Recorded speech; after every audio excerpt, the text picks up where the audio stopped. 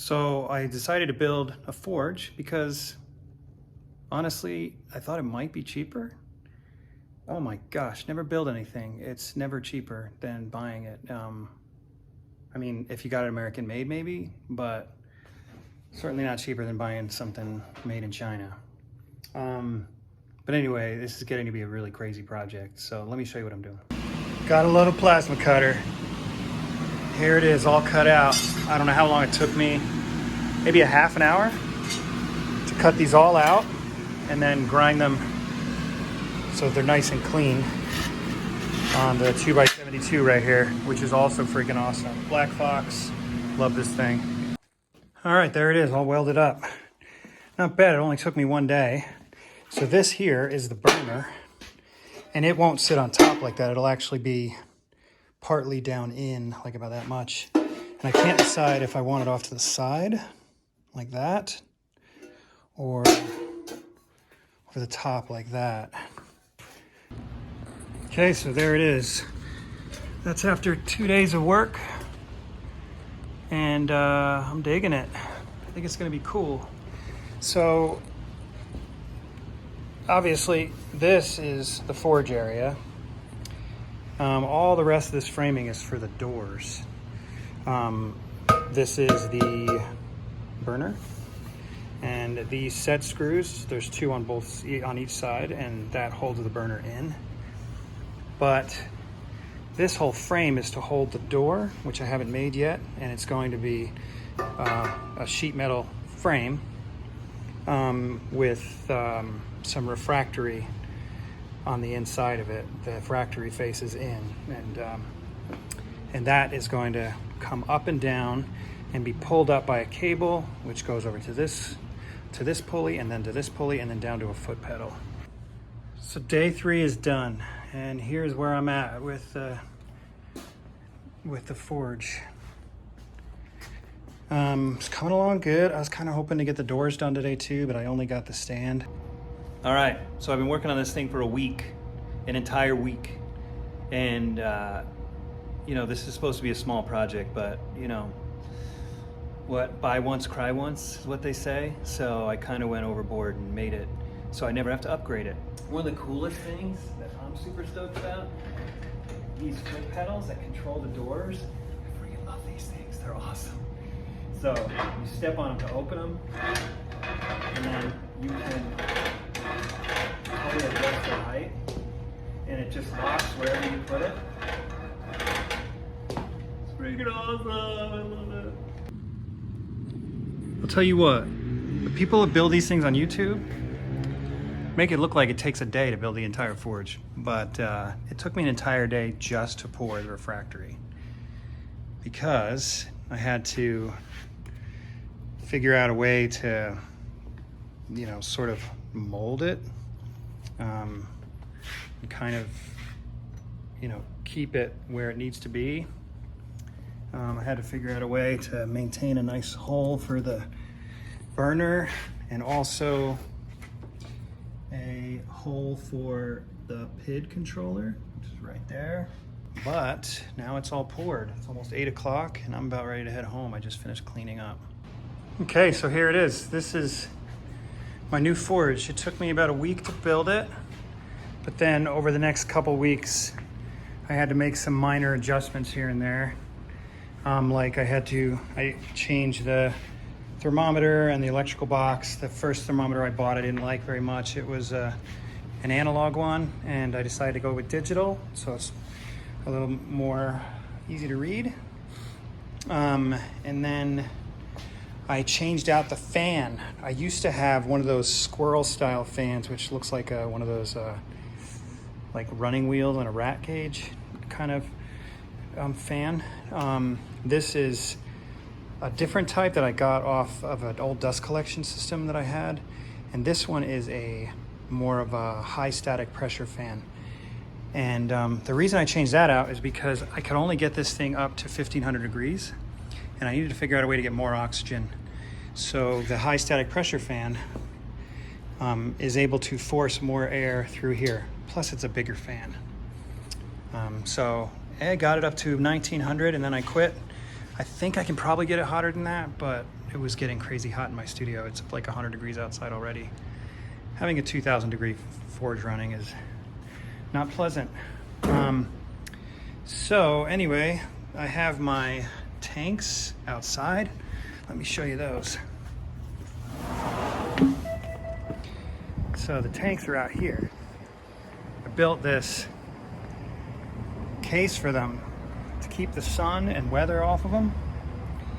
And then they can't be stolen because they can't fit out those two spaces. There's no way to get them out of there without opening this door. So I have to open that door from the inside to get the tanks out. So, considering all the homeless people across the street that steal everything they can off of my building, that is necessary. Gotta love Salt Lake City. Anyway, so there's a pipe that runs from there. Come on, Rocky. Come. There's that stainless steel tube that runs from outside to here. Runs the propane. This is the main shutoff valve, so I'll turn that on. Then the PSI pressure will come up on the gauge, and then I control the amount of pressure that comes from there into this, I guess you call it a valve here.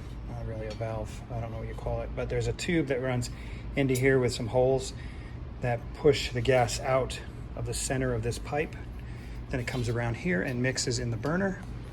And the burner is, it's called a ribbon burner, and it's got like 39 holes or something like that in it. And the gas and air mixture is forced through those holes.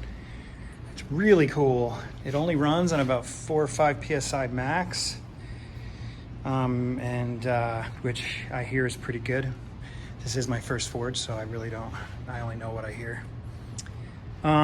So one cool feature is I made these doors so that they go up and down with my foot like this, and they lock in place.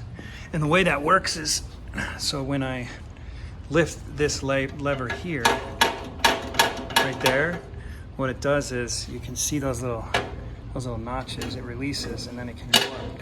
Then, just because of the geometry of this, it automatically locks back in if you're not pushing this up.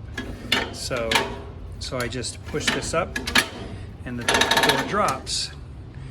So it works pretty good. So what I do is I just put my foot on the bottom one, lift the top one, and then I can and then when I pull my foot out, it locks. It's pretty cool. And then of course I've got one on the front and on the back.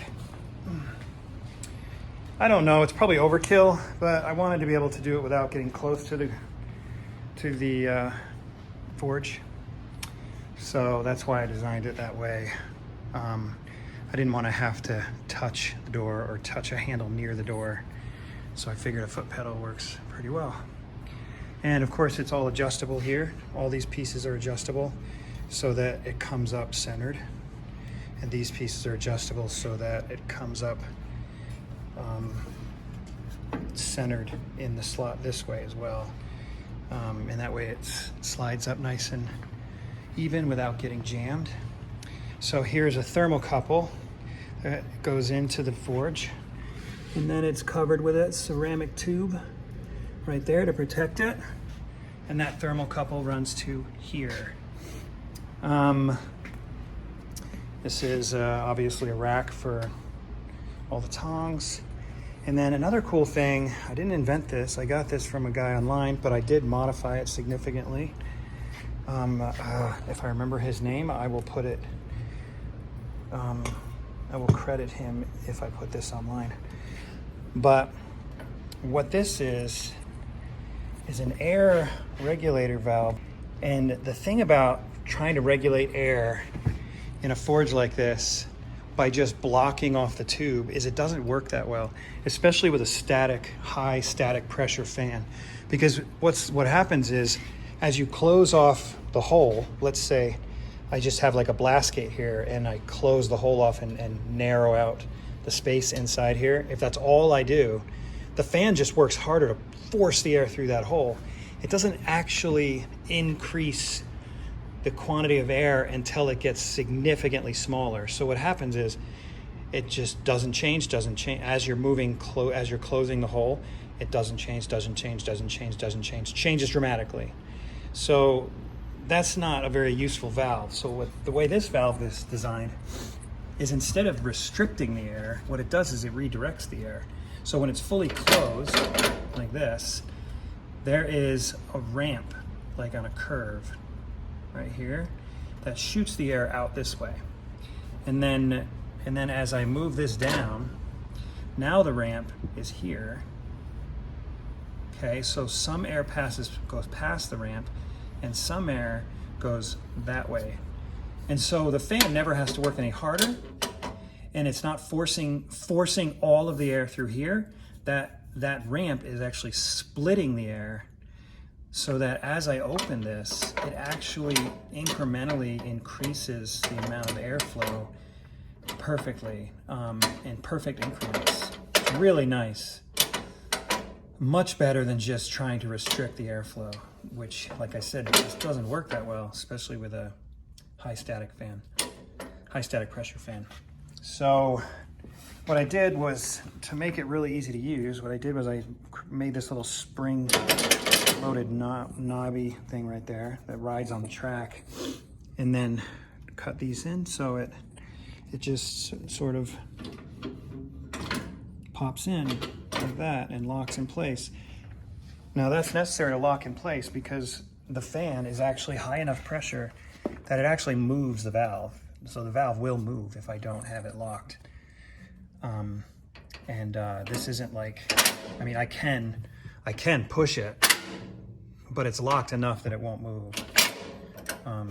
It's pretty sturdy. I mean, I have to push pretty hard down here to get it. In fact, I can't get it to move down here, but up here I have a lot more leverage, and I can just push it one notch at a time, which is exactly what I want. So from back here, I can easily see the PSI pressure gauge for gas pressure, and I can read the ruler and just push this thing down one or two notches at a time and control the amount of air and amount of gas coming in. That ratio of air to gas is what controls the temperature and intensity of the flame. So that's really important. This is a hood that I created in order to reduce carbon monoxide. Carbon monoxide is heavier than air, so theoretically it should rise straight up out of the kiln, which is why I made the bed of the kiln a little bit larger, so to accommodate for the hood, and also to lay stuff down.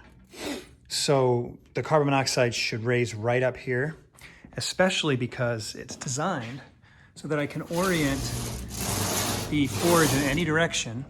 That thing spins around, so if I want to spin the forge, I can still face that way.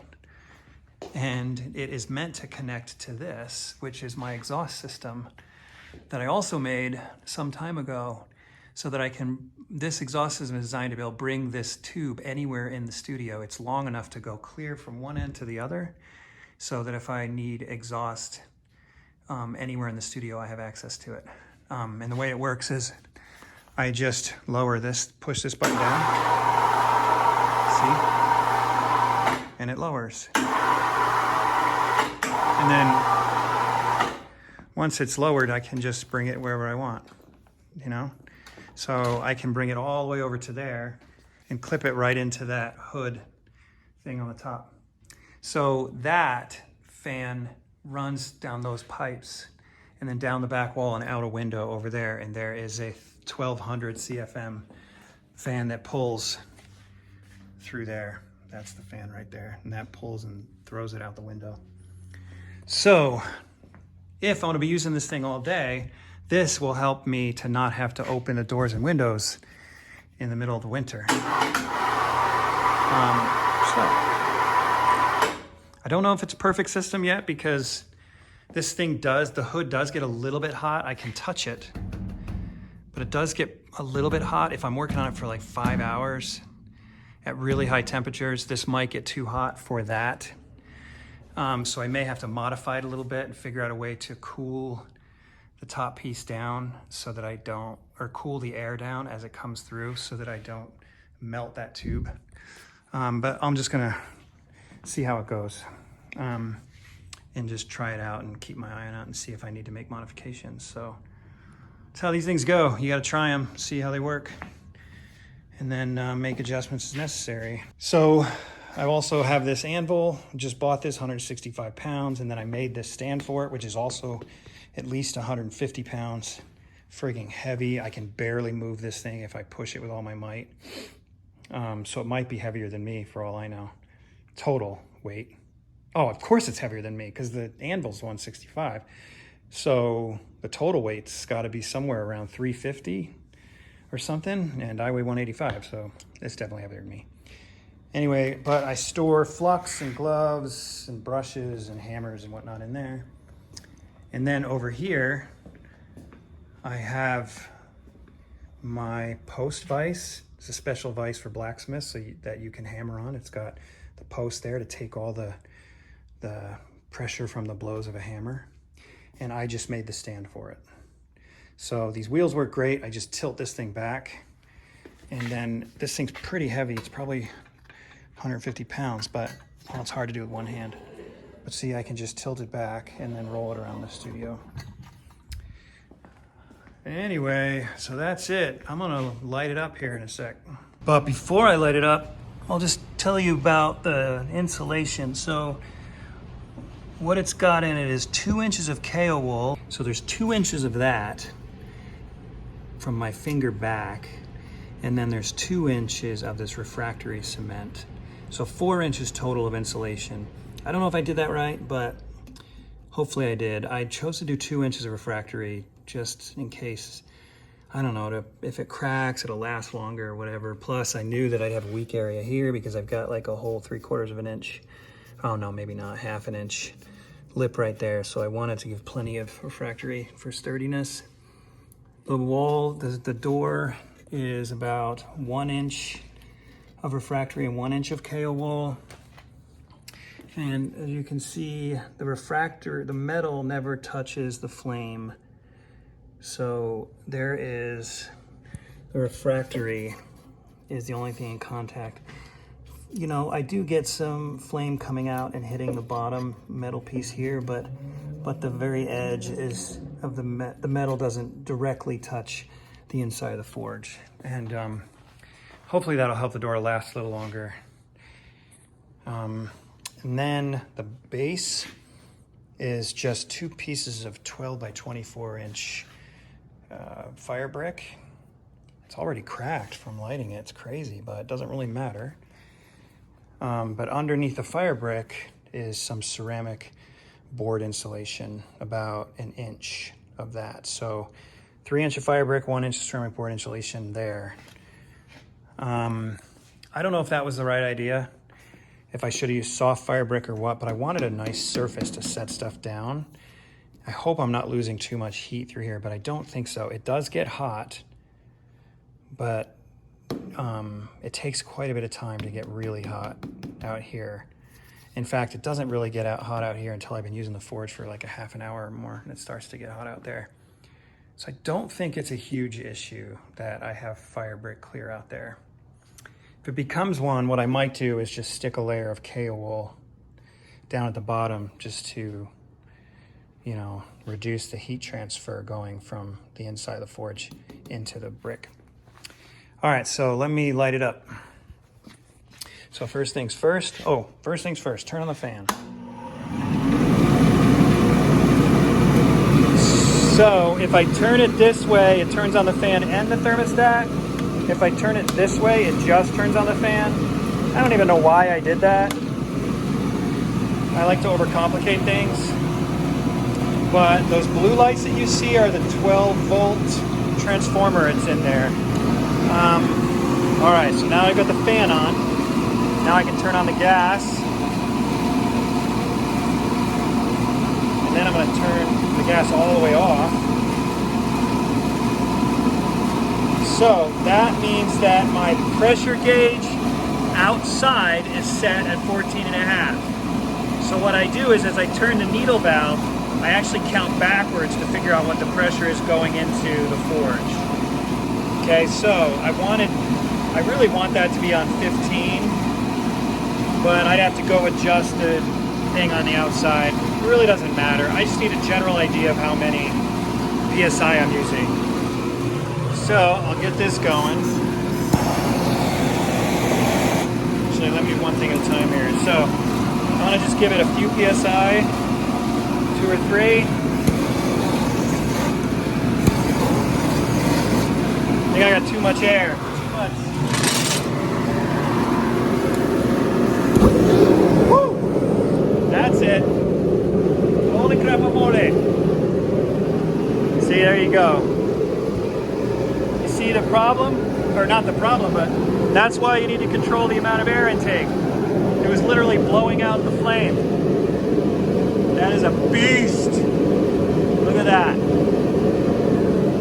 So watch me, I'll change the proportions a little bit. I'm gonna give it less air. Woo! Look at that weird flame. Look at that. Ah! Not enough. I'm gonna give it more air. Look at that, too much air, way too much air. Cyclone.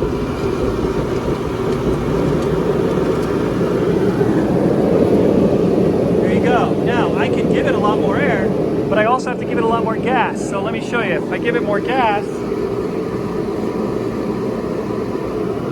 okay, now it's just like a greenish flame and it's got dragon's breath going way too far out.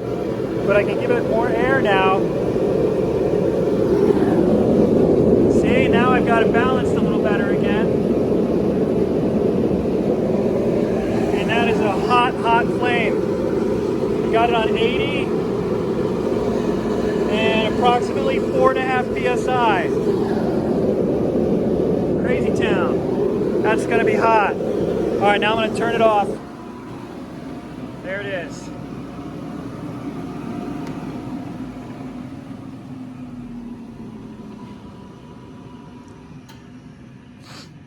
So that's it. That's how it works. I don't know if you heard a word I said during that whole ordeal, but that is my forge, and my dogs are scared to death and they have disappeared. They don't like the forge. It's hilarious. Rocky, Maya, come. Come. Are you guys scared of the forge? Are you guys scared of the forge, huh? You guys scared? This is my guard dog. His name's Rocky. He's a stud. Just love him. I love her too. She's a sweetheart. But she's my daughter's dog, so I spend a lot more time and attention in this guy. My daughter gives her plenty of love. Anyway, I hope you guys like the forge. Hey, Rocky, punch. Yeah, that's my boy. That's my boy. Okay, Rocky, sit. Sit, buddy. Sit. Sit. Rocky, sit. Sit. Punch. Good boy. Good boy. See? Good name, Rocky, right? Love it. All right, later.